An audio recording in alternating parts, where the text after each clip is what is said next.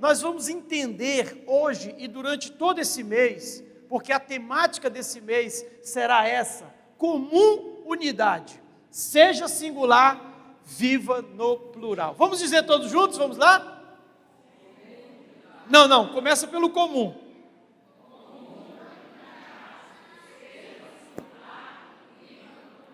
Diga para alguém que está do seu lado: seja singular, mas viva no plural. Amém? Comum unidade. Eu confesso para vocês que quando eu tive que escolher o nome da igreja, eu orei muito. Eu não queria fazer uma coisa repetida, ou simplesmente porque todo mundo fazia, Igreja Batista disso. Porque nós temos de fato, os dogmas batistas, nós seguimos o credo batista. Mas eu não queria botar um nome por botar. Eu queria botar um nome que traduzisse a essência do que nós iríamos fazer. Porque quando eu decidi aceitar o chamado de pastorear, e isso começou no quintal da minha casa, eu decidi me mover não simplesmente para criar uma igreja para fazer cultos. Eu disse: não, eu já vim de uma igreja que só tinha cultos. Eu não quero de fato me mover só em cultos. Eu quero de fato ter e viver no meio de uma comunidade viva, relevante, de cristãos que se preparam para influenciar esferas da sociedade. Educação, saúde, esportes, política, governo, economia, todas essas esferas. Então veio ao meu coração o nome comunidade. E eu então coloquei o nome comunidade, pedi ao meu pastor permissão para colocar, porque todas as igrejas da nossa aliança têm o nome Igreja Batista Aliança, Igreja Batista isso, Igreja Batista aquilo, e nós ficamos Comunidade Cristã de Bacabal. Até então funcionava no quintal da minha casa. Depois nós fomos para uma escola, fazíamos culto só aos domingos. E depois então fomos para um galpão ali no centro, e Deus nos deu esse lugar no meio de uma comunidade. E quando nós chegamos aqui, eu equipei a minha liderança, mandei fazer camisas padronizadas, elaborei umas perguntas bem objetivas, e nós saímos pelas ruas desse bairro perguntando: como uma igreja pode servir um bairro? E a gente pegou então, foi preenchendo aquelas perguntas com as respostas das pessoas, e eu tabulei, transformei em gráfico, fiz um seminário, e aí então reuni a igreja e disse: essa é a nossa missão, esse é o perfil de pessoas que nós vamos encontrar naquele bairro. Agora vamos cair para dentro e vamos então influenciar com a mensagem que carregamos.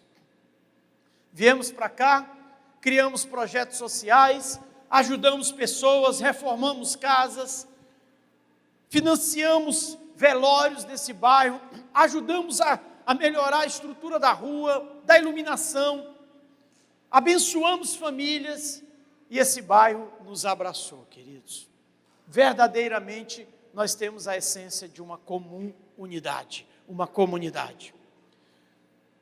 O versículo que nós adotamos e está ali na placa da igreja é Salmo 68:6. Deus faz com que o solitário habite em família. Essa é a nossa essência, que você entenda que igreja não é um lugar para você ir, é uma família para você pertencer. Pastor Carlitos Paes fala muito isso.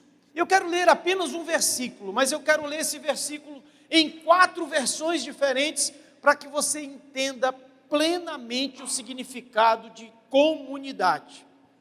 Porque comunidade não diz respeito só a uma igreja, diz respeito a uma família, diz respeito a uma empresa, diz respeito a ambientes relacionais. Onde houver 2 ou mais, ali há ou deveria haver uma comum unidade. Amém? A unidade tem que começar em você. Corpo, alma e espírito precisam estar unidos. Imagine se o seu corpo vai para um lado, e sua alma e seu espírito vai para outro. Com certeza esse desalinhamento vai provocar resultados ruins na sua vida. Provérbios 18:1 é o texto que nós vamos adotar para meditar nessa noite. Na versão NVI diz assim: quem se isola busca interesses egoístas e se rebela contra a sensatez. Sensatez significa equilíbrio, bom senso. Quem se isola busca interesses egoístas e se rebela contra o equilíbrio, a sensatez, o bom senso. Na nova linguagem de hoje diz assim: quem não gosta de estar na companhia de outros, só está interessado em si mesmo e rejeita os bons conselhos. Na tradução da Bíblia Viva diz assim: uma pessoa egoísta, escute isso, é forte, luta diretamente contra Deus, quando procura satisfazer a sua própria vontade e acaba se tornando solitária. Na versão revista e atualizada diz assim: o solitário busca os seus próprios interesses e rebela-se contra a verdadeira sabedoria. Quantos já entenderam o que nós queremos dizer nessa noite? Sabe, você não foi criado para um projeto pessoal. Você foi criado para um projeto missional que ultrapassa as fronteiras do eu. Você sim precisa ser singular, mas viver no plural. Você precisa ter uma identidade, uma digital, uma convicção, um centro imutável, um caráter. Mas você precisa entender que há uma necessidade de se conectar. Amém? Há uma necessidade de se conectar. Eu costumo dizer, e eu repito, porque a repetição é pedagógica. Você pode até ser inteligente sozinho, mas nunca será um sábio isolado. Você pode aprender tudo, você pode ler tudo, memorizar tudo. O máximo que você vai se tornar é uma pessoa inteligente. Porque a sabedoria reside nos relacionamentos, no que fazer com o conhecimento que você adquiriu. Amém? Daqui a pouco nós vamos entender um pouco mais do texto que diz: anda com os sábios e você se tornará sábio. Isso significa uma jornada relacional. Sabedoria não é um título acadêmico. Sabedoria é um produto de uma jornada relacional. Aqueles homens, depois de andar 3 anos e meio com Jesus, se tornaram sábios. De simples pescadores, se tornaram homens sábios. Amém? Sabe, esses textos lidos, apesar das diversas versões, eles nos ensinam que isolamento, egoísmo e rebeldia estão fora de um ecossistema de unidade. Você nunca vai conhecer um ambiente de unidade vivendo isolado. Amém? Sabe o versículo de Gênesis no capítulo 1 que diz assim: não é bom que o homem esteja só. Não está falando só de relacionamento conjugal, está falando de relacionamento existencial. Você não foi criado para andar sozinho. O texto está dizendo que quando você se isola, você se rebela, você luta diretamente contra Deus. E sabe, é muito comum isso hoje, o individualismo, o isolamento, o fragmentalismo. Eu quero te indicar um livro, eu creio que ele ainda vai se tornar um best-seller. Convicção, a experiência de ser inteiro em um mundo de metades. Amém? Esse é um livro extraordinário, porque ele fala de um centro imutável. Convicção é manter verdades eternas em contextos transitórios. Eu vou repetir. Convicção é manter verdades eternas em contextos transitórios. Esse livro fala de um povo, os recabitas. Lá em Jeremias 35 você pode ler. Eles eram nômades, eles andavam de cidade em cidade. Eles trabalhavam com metais. Eles chegavam numa cidade, eles consertavam as espadas, os escudos, as rodas dos carros de guerra. E quando eles terminavam de consertar tudo, eles iam para outra cidade. Deus chama o profeta Jeremias e diz assim: prepara um banquete para os recabitas. Coloca taças de vinho, coloca muita comida sobre a mesa e chama eles para esse banquete. Os recabitas então foram para esse banquete e quando se assentaram, eles disseram: nós não bebemos vinho, nós não temos casas, não fazemos plantações, porque o nosso pai Jonadab nos ensinou dessa maneira. E aí, queridos, o profeta não entendeu, porque Deus pediu a ele para chamar aqueles homens, já que aqueles homens não aceitariam aquele banquete. Deus disse: eu quero ensinar para vocês uma coisa. O pai deles já morreu há 250 anos atrás, e eles continuam obedecendo a voz. E eu que falo com vocês da madrugada até o pôr do sol, vocês não escutam a minha voz. Esses homens mantêm uma palavra, uma convicção geracional, e vocês a todo momento estão mudando de opinião, estão mudando de ideia. Sabe, esse livro vai levar você para um lugar onde o seu caráter, seus princípios e suas convicções serão inegociáveis. Os recabitas falam disso. Eu quero declarar que você vai ser um recabita. Mesmo sentando em mesas com propostas ilegais, você vai recusar. Porque você vai ser como Davi, transbordando. E o cálice que transborda é aquele que enche os vazios na mesa. Ele diz: prepara uma mesa para mim, Senhor, na presença dos meus adversários. Unge a minha cabeça com óleo, o meu cálice transborda. Você consegue encher um cálice que está transbordando? Não. Ele está cheio o suficiente para se derramar sobre alguém e para não receber mais nada. Eu quero declarar isso sobre sua vida, que você alcance o nível transbordante, porque o nível transbordante não é um nível de pedinte, é um nível de doador. Ei, não precisa, eu tenho bastante para te dar, eu estou transbordando. Sabe, nós nos preocupamos muito com o nosso capital financeiro, mas nos descuidamos do nosso capital social, do nosso capital relacional. Não estamos cultivando novas amizades, não estamos nos abrindo para novos relacionamentos.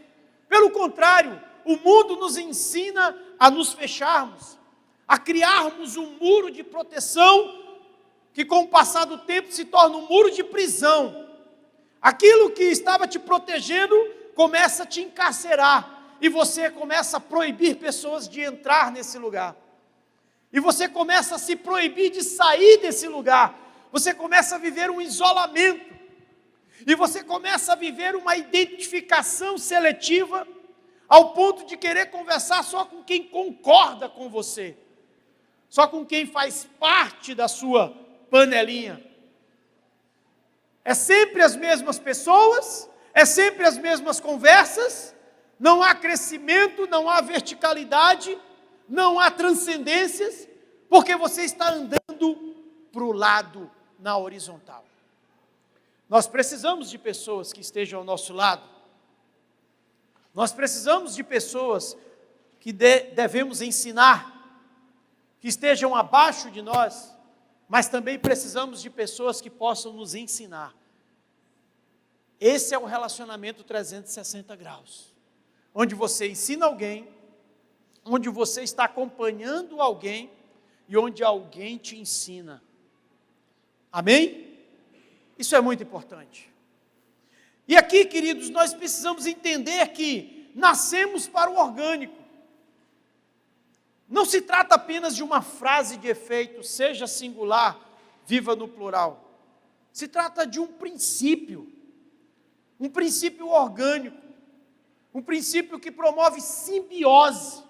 Essa palavra, num contexto científico, simbiose, significa, eu fui buscar no dicionário, uma intimidade entre espécies diferentes.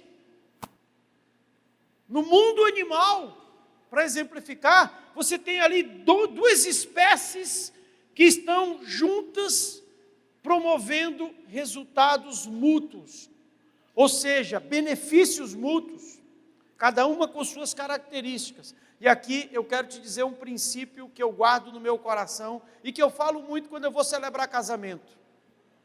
Unidade não é unir os iguais, unidade é fundir os diferentes. Unidade no reino de Deus não é unanimidade, todo mundo pensando a mesma coisa, falando a mesma coisa. Isso é robotização, isso é manipulação. Unidade é a fusão dos diferentes. Vai ler sobre os 12 discípulos de Jesus. Eu gosto, eu falo muito para minha esposa. Quando ela tem uma situação que ela fala assim, amor, está acontecendo isso, com isso. Natural. Na equipe de Jesus também acontecia. Tinha um Pedro lá que falava pelos cotovelos. Hoje eu estava dando aula na classe dos voluntários aqui. Eu estava dizendo para eles. Um Pedro que todo momento Jesus passava faca tramontina nele. Era corte por cima de corte. Falava demais. Tinha um Judas que não falava muito. E é perigoso, pessoas que não falam muito. Amém? Você sabia que é mais perigoso estar perto de uma pessoa que não fala muito do que uma que fala muito. Porque quem fala muito já coloca logo o sentimento para fora. Judas era uma pessoa que não falava muito e tinha uma falsa expectativa sobre Jesus. Ele achava que Jesus ia pegar em espada, montar num cavalo, fazer um exército e derrotar os romanos numa luta corporal. Não era esse o objetivo de Jesus. E por isso que Judas se decepcionou e quis vender Jesus por 30 moedas. E acabou tendo um fim trágico, uma morte trágica. Mas o que eu quero dizer para você aqui, queridos, é que se você está procurando sempre pessoas iguais a você, você não está crescendo. Porque de fato, o grande desafio da unidade não é se juntar a iguais. É se juntar aos diferentes. É conseguir construir um relacionamento com pessoas completamente diferentes de você. Com pessoas que têm opiniões diferentes. A espiritualidade saudável, ela tem uma base relacional. Você nunca pode se tornar alguém espiritual e saudável se você não se relaciona com ninguém. A sua espiritualidade tem a ver com a comunidade que você participa.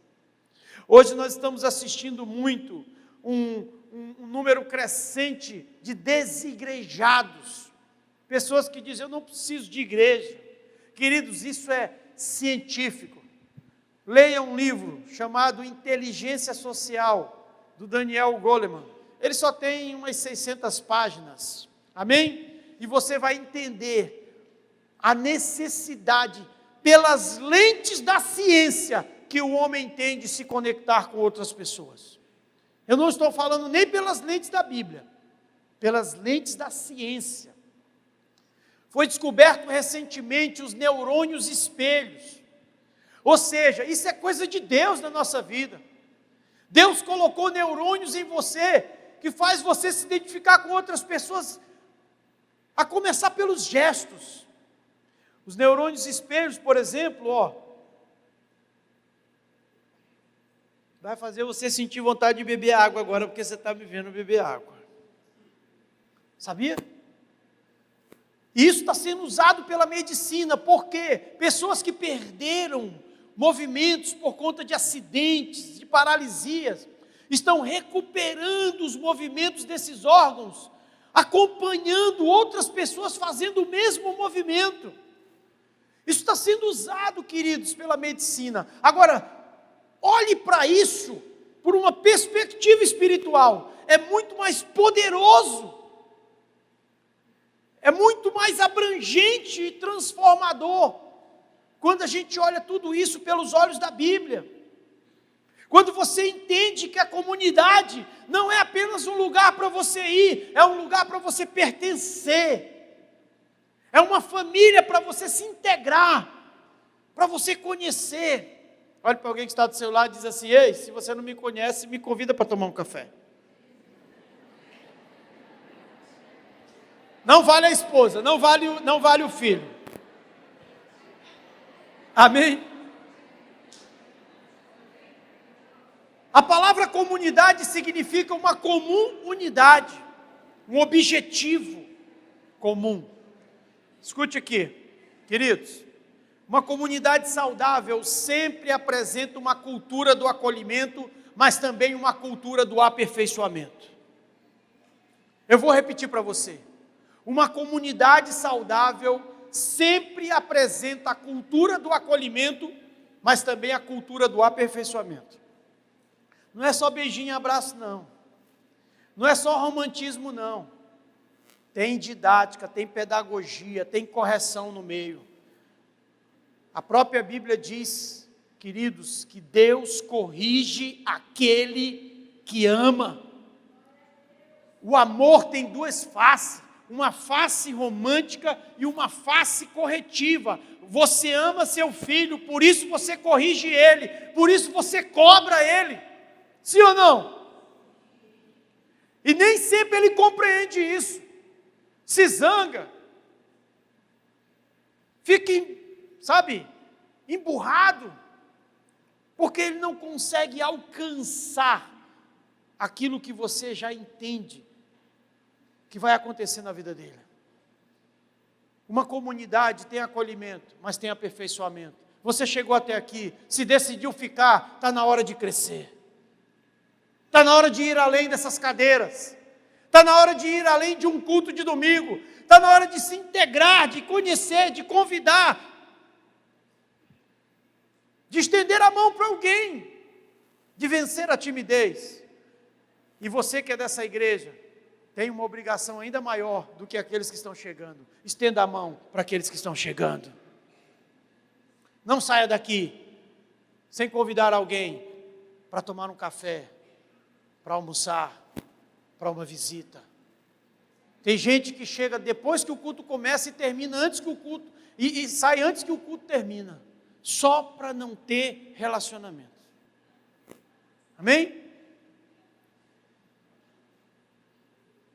No futuro bem breve, a gente vai fechar aquela parte ali, daquela entrada ali, queridos. Vai virar o que a gente chama de atmosfera. Você vai entrar ali, você vai ter muita gente esperando. Sabe como é que é? A porta vai abrir para todo mundo. Então, antes disso, você vai ter que ficar encarando alguém vai ter que te encarar, e com certeza, você vai fazer amizade ali naquele lugar.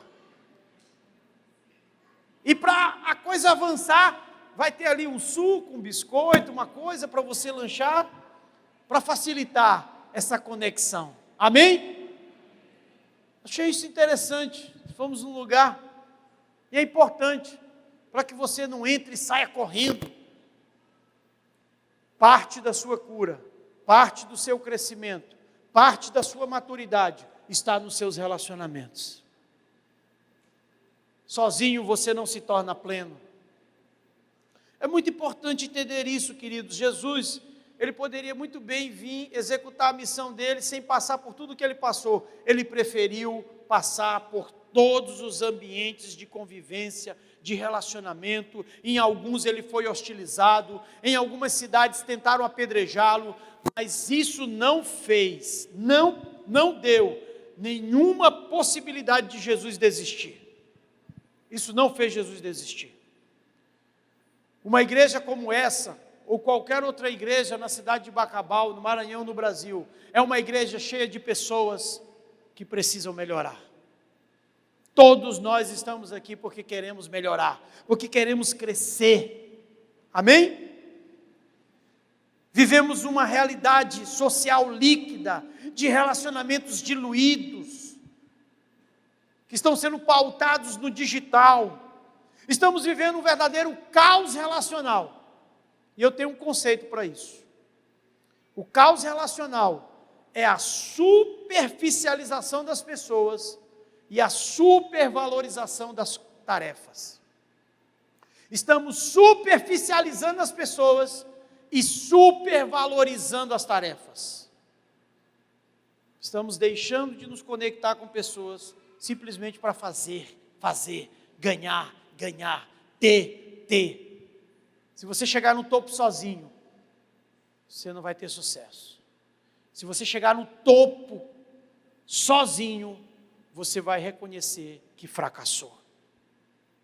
Porque um verdadeiro líder, um verdadeiro homem de sucesso, ele nunca chega no topo sozinho. Ele sempre chega com alguém, no mínimo, com a sua família. Você vê um cara brilhando sozinho, não conhece a família dele, não conhece nada. Você vê aí uma influência digital, sozinha, sem mostrar a família, o marido, o relacionamento, sem isso. Estabeleça filtros. Precisamos vencer o sentimento de solidão coletiva. Você sabia que você está aqui rodeado de gente, mas pode estar se sentindo a pessoa mais solitária do mundo? Falta de conexão. Sem conexão, você não é pleno, você não é espiritual, você não é saudável. Você precisa de uma comunidade, de um lugar onde você possa, se relacionar com pessoas diferentes. O poeta Vinícius de Moraes diz assim: é melhor sofrer juntos do que ser feliz sozinho. Já imaginou uma pessoa feliz sozinha? Não existe felicidade na solidão. Uma pessoa pode ter tudo, se não tiver relacionamentos, ela não será feliz. A Bíblia está cheia de mandamentos recíprocos. Guarde essa expressão, mandamentos recíprocos. São mandamentos que não se cumprem só em você. São mandamentos que não se cumprem só em mim. São mandamentos que se cumprem quando eu me encontro com você. E quando nós então estabelecemos eles no nosso relacionamento. Você quer exemplo? João 13:34. Jesus disse: um novo mandamento vos dou. Amem uns aos outros como eu os amei. Romanos 15:7. Portanto, aceitem-se uns aos outros, da mesma forma como Cristo os aceitou. 1 Coríntios 12:25. A fim de que não haja divisão no corpo, mas que todos os membros tenham igual cuidado uns pelos outros. Efésios 4:2. Sejam completamente humildes e dóceis, e sejam pacientes, escute isso, suportando-vos uns aos outros em amor. Diga para alguém que está do seu lado aí: me suporte com amor. Diga também para ele: você também, me suporte com amor. O amor de Cristo, pelo menos. Amém? Efésios 4:3, façam todo o esforço. Escute isso. Façam todo o esforço para conservar a unidade pelo vínculo da paz. Queridos, unidade é construída e é mantida pelo esforço, pelo sacrifício. Alguém tem que sacrificar. Por que você tem a garantia da eternidade? Porque alguém se sacrificou por você. Alguém sentiu mais dor do que você. Alguém perdoou mais do que você. Você que esteve aqui no domingo passado, foi uma mensagem sobre perdão, e é muito necessária hoje essa verdade nas nossas vidas. Perdoar é quando o ofendido restaura o ofensor. Jesus foi o homem mais ofendido dessa terra, e ele restaurou todos aqueles que o ofenderam. Quem mais perdoa, mais sente, porém, mais amadurece. Não é fácil você perdoar alguém que te ofendeu. Você vai colocar o seu senso de justiça na frente. Por que eu vou perdoar se foi ele que me ofendeu? Eu não sei te dizer, mas o reino de Deus, ele é de ponta cabeça. Ele é completamente diferente. Sabe por que você tem que entender o perdão a partir da perspectiva de Jesus? Porque Deus tinha tudo para não te perdoar, mas Ele te perdoou, mesmo sendo ofendido por você. Então é por essa perspectiva que nós devemos nos mover em perdão, em unidade. Efésios 4, 5, 21 diz assim: sujeitem-se uns aos outros. Perceba que esses mandamentos recíprocos, eles fazem parte de uma comunidade, de um lugar como esse, de um ambiente como esse, um ambiente como a sua casa. Talvez você pense em comunidade só olhando para uma igreja, mas um ambiente como a sua casa. Há perdão dentro da sua casa? Há perdão na sua linha geracional? Você consegue superar as dificuldades que você viveu? Consegue falar livremente agora, sem dor? Consegue, de fato, ressignificar alguma coisa que foi traumática na sua vida? Tudo isso só é possível em Cristo Jesus. Nem a psicologia. Desde cedo eu entendi que a psicologia pode te ajudar a diagnosticar seus problemas. Mas só quem pode te ajudar a curar é Jesus. São os princípios bíblicos. Quando você tem dificuldades de relacionamento, você está andando na contramão da natureza divina. Somos projetados para a conectividade. E mais uma vez eu cito o Salmo 68, 6. Deus faz com que o solitário viva em família. E eu quero citar aqui o Salmo 133, que tem apenas 3 versículos, que diz assim: ó, como é bom e agradável viverem unidos os irmãos. É como óleo precioso sobre a cabeça, a qual desce para a barba de Arão, e desce para a gola das suas vestes. É como o orvalho de Hermon, que desce sobre os montes de Sião. Agora escute isso: ali o Senhor ordena a sua bênção. Não, isso merece um glória a Deus. Ali o Senhor ordena a sua bênção. Sabe o que esse texto está dizendo, queridos? Que onde há unidade, Deus ordena, dá uma ordem para que haja bênção. Onde há unidade, haverá bênção. Há unidade na sua casa, haverá bênção na sua casa. Há unidade na sua igreja, no seu ministério, haverá bênção. Há unidade na sua empresa, no seu negócio, haverá bênção. Promova sempre a unidade. Paulo vai nos dizer em 2 Coríntios, no capítulo 5, que nós recebemos o ministério da reconciliação.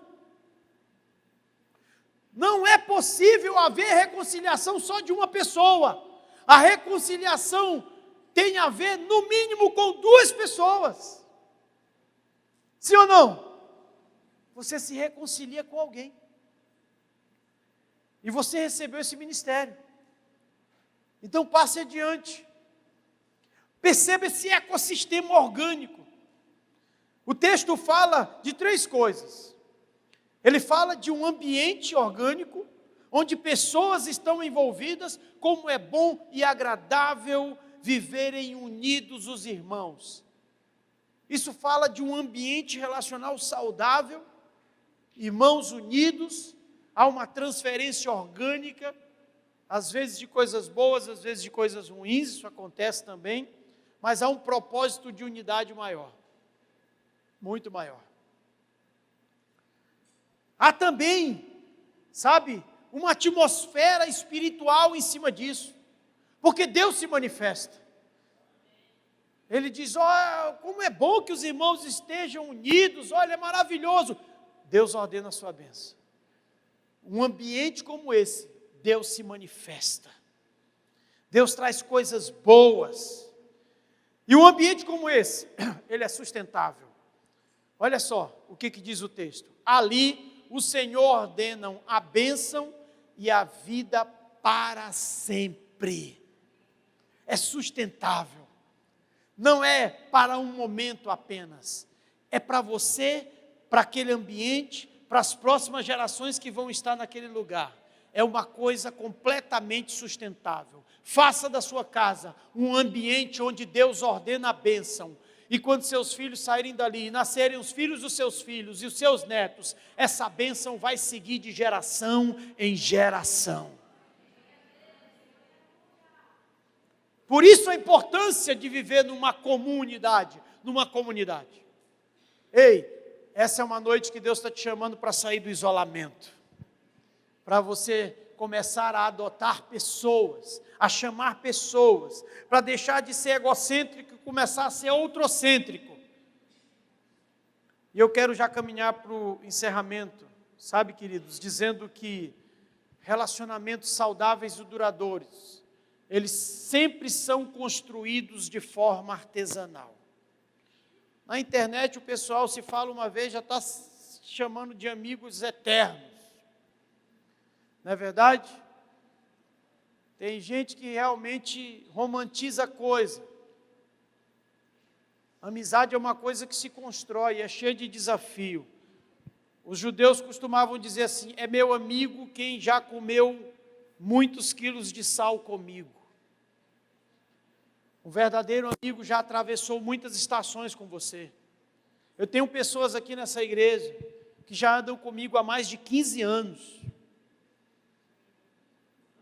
Eu tenho pessoas aqui nessa igreja que já me acompanham desde quando eu era apenas um membro de igreja, que olharam para mim e disseram: eu quero andar com você, eu quero aprender com você. E teve uns que nem me escolheram, eu simplesmente olhei para eles e disse: Deus tem algo para fazer na sua vida, você quer andar comigo? Tem pessoas que eu tirei de um lugar de anonimato e disse: vem aprender. Tem pessoas que começaram essa caminhada comigo, viveram muitas estações difíceis e me conhecem, sabe, não mais que minha família, mas perto do que minha família me conhece. O melhor lugar para você ser definido não é diante dos seus amigos, é diante da sua família. Pergunta para sua mulher o que ela acha de você, pergunta para os seus filhos o que acham de você. É a melhor definição que você pode ter a teu respeito. Se eles falarem a verdade, você vai se conhecer pelas lentes da sua família, o que é muito bom. Senta lá com a esposa hoje e diz assim: amor, tem que ter coragem. Amor, fala aí, o que eu preciso melhorar? Talvez uma noite só a conversa não vai dar. Amém? Mas seja sincero, escute. Meu filho, o que você acha que em mim precisa melhorar? Hein? Tem pai que não tem coragem de falar isso para o filho. Amém? Entenda que até Deus, para você conhecer, tem que ser artesanalmente, passo a passo, degrau por degrau. Olha o que diz em Oséias 6,3: conheçamos e prossigamos em conhecer ao Senhor. Como a alva, a sua vinda é certa. Ele descerá sobre nós como a chuva seródia que rega a terra. Essa chuva seródia é uma chuva periódica. Ela vem, acontece, enfim, você vai conhecendo Deus um pouco mais e você nunca vai conhecer Deus totalmente. Mas vai sempre conhecê-lo um pouco mais. E eu encerro com o texto de Provérbios 13:20. Anda com os sábios e serás sábio, mas o companheiro dos tolos será afligido. Tem um versículo em Provérbios que eu não me recordo, mas que me tocou muito, eu posso trazer a referência depois para você, que diz assim, né? Aconselha o sábio e ele se tornará mais sábio. Mas não aconselhe o tolo, porque ele afligirá a sua alma. Tem gente que não merece nem o seu conselho, porque são pessoas que não confiam no que você carrega, não confiam no que você vive, em quem você se tornou. Não adianta aconselhar tolos, eles não vão te ouvir, e se te ouvirem, eles vão, reverter o sentido das coisas e vão jogar contra você. Eu já tive aconselhamentos muito difíceis com algumas pessoas, porque a gente estava ali mostrando uma área que precisava de crescimento, e a pessoa todo o tempo na defensiva. Eu não sou assim. Estão me enxergando assim porque não me entendem. O mundo todo está errado, eu é que estou certo. Pessoas assim são difíceis. Pessoas assim não crescem, não amadurecem. Olha o que o texto diz: anda, é uma jornada, é uma caminhada, não é apenas uma conversa. Pastor, eu quero conversar com o senhor. A gente conversa ali meia hora, uma hora. Olha, já estou íntimo com o pastor. Já estou íntimo com o fulano. Não, anda com os sábios. Passo a passo.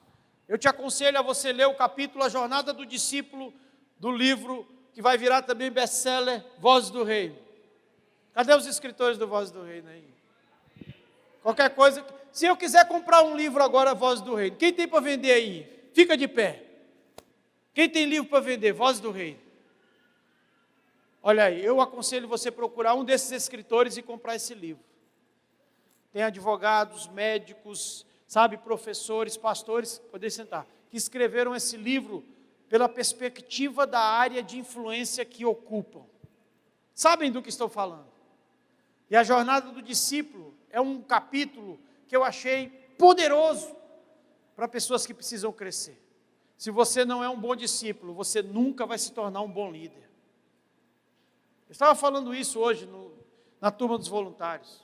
Eu não comecei onde eu estou. Eu comecei lavando banheiro de igreja, arrumando cadeira. Eu me lembro muito bem quando a gente estava num galpão ali no centro, lá era piso de cimento. Está aqui o pastor Elan, que várias vezes, o Júnior e o Timídio, que não está aqui, a gente varria aquele negócio com a camisa enrolada na cabeça de tanta poeira. A gente jogava água para varrer. Saía, com o nariz cheio de terra. Preparava tudo, não tinha zelador, limpava tudo, as cadeiras todas. Chegar aqui foi uma jornada. E muitas pessoas passaram pela minha vida e me ajudaram a melhorar. Anda com o sábio e serás sábio. Duas coisas: andar, mover-se com alguém, com os sábios, mover-se com alguém estratégico. Não é andar com qualquer pessoa. Não perca seu tempo andando com qualquer pessoa. Ande com pessoas que te levam ao crescimento, que te desafia, que até te confronta. É muito bom. Sabe aquele filme que o aprendiz, ele chega para o mestre, para alguém que ele admira e diz: eu quero que você me treine. Aí o líder diz: eu não vou te treinar. Só para testar se aquela pessoa está querendo crescer mesmo. E aquela pessoa volta e diz: não, eu quero que você me treine. Então vamos lá, começa por aqui. E começa, eu me lembro daquela mulher que chegou para Jesus e disse assim: Senhor, a minha filha está doente. Ele disse: o que eu tenho a ver com isso? Em outras palavras, a Bíblia diz que ela gritava e ele nem... Aí os discípulos disseram: mestre, essa mulher está gritando, já está dando na vista. Imagine você, eu, pastor, alguém gritando: pastor, me ajude, e eu virando as costas. Isso não é pastor, isso não é um líder. Jesus nem aí. Aí os discípulos: Senhor, essa mulher está gritando demais. Ele disse: o que eu tenho a ver com isso?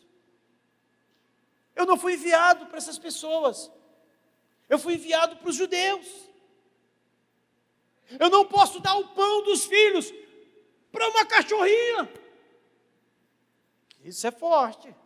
Se eu estivesse lá, você ia dizer: Jesus se desviou. Eu não vou seguir mais cara, não.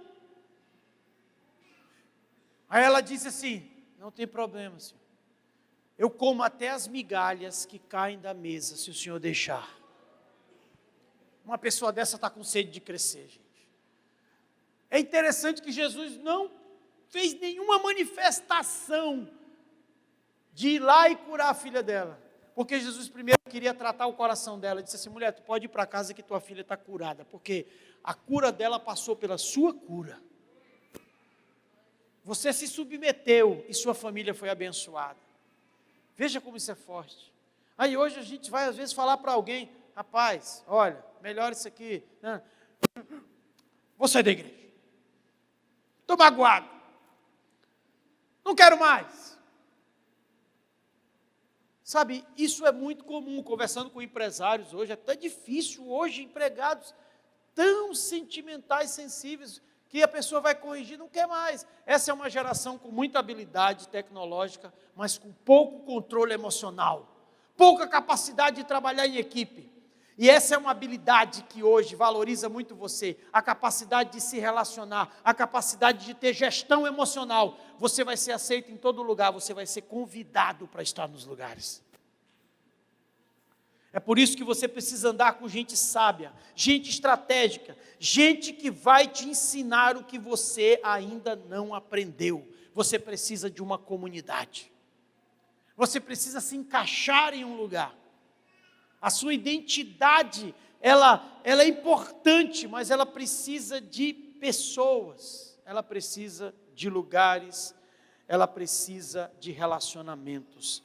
E é com essa palavra que eu quero fechar hoje essa mensagem. Isaías 41:6. Um ao outro ajudou, e ao seu próximo disse: sê forte. Você pode dizer isso para alguém ficando de pé? Ser forte. Eu estou aqui para ajudar você a ser forte. Sabe, queridos, esse é um tempo para você verdadeiramente começar a conhecer, a cuidar de pessoas.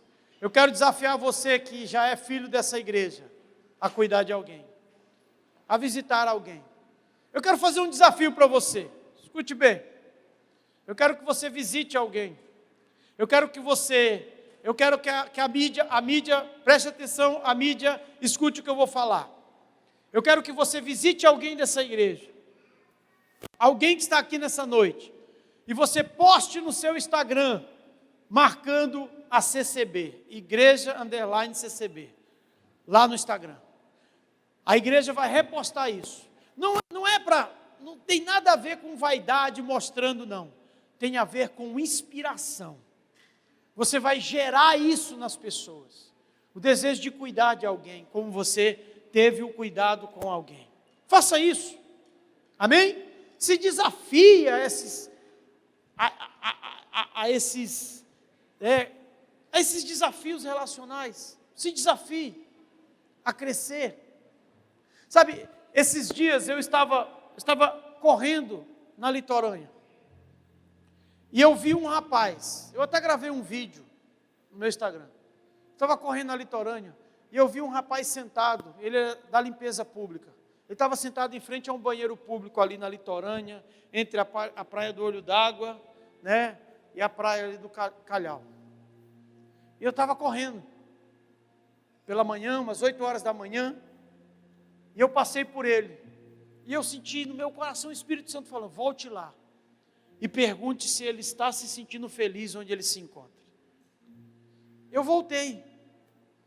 Eu disse: me desculpe, eu não quero ser indiscreto, eu quero te fazer uma pergunta. Ele disse: pode fazer. Você está feliz onde você está? Trabalhando com o que você está trabalhando? Eu não estou menosprezando sua profissão. Eu só estou te perguntando: você sonhou estar aqui? Ele disse: não, eu nunca sonhei estar aqui. Eu nunca quis estar aqui. Eu disse: deixa eu te falar uma coisa. Um dia eu estava no lugar errado, fazendo coisas erradas. E Deus me fez essa mesma pergunta. E eu decidi responder a Deus de uma outra forma. Eu decidi dizer para Deus: Senhor, eu estou no lugar errado e eu quero ir para o lugar certo. Me mostre esse lugar. Aquele jovem me agradeceu demais. E ali eu disse para ele que o meu testemunho possa te ajudar a encontrar Jesus Cristo. Não olhe para mim. Eu sou apenas uma pessoa transformada por aquele que pode te transformar. Sabe, isso é mais significativo do que você chegar com um folheto e dizer: Jesus te ama, vai numa igreja. É você, de fato, se conectar com aquela pessoa, ela vai se identificar de alguma forma. No outro dia, eu estava correndo, e eu nem percebi que ele estava por perto. Quando ele me olhou, ele disse: ei!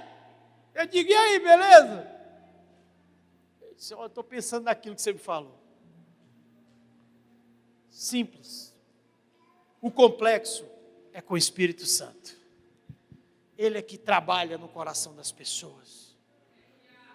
Sabe, o que você está fazendo aqui não pode ser um ritual, precisa ser uma experiência. Deus está falando contigo. Deus está querendo mudar teu coração, para que você conheça novas pessoas. Aquelas pessoas com quem você bebe, aquelas pessoas que te levam para a festa, que no outro dia você está arrasado, aquelas pessoas que te levam para usar drogas, elas não estão te ajudando. Elas estão precisando de ajuda tanto quanto você. Mas aquelas que querem te ajudar a ter uma boa família, a manter o seu casamento, a crescer, a se tornar um homem e uma mulher do bem, são pessoas sábias com quem você deve andar. Procure por elas. Elas estão aqui.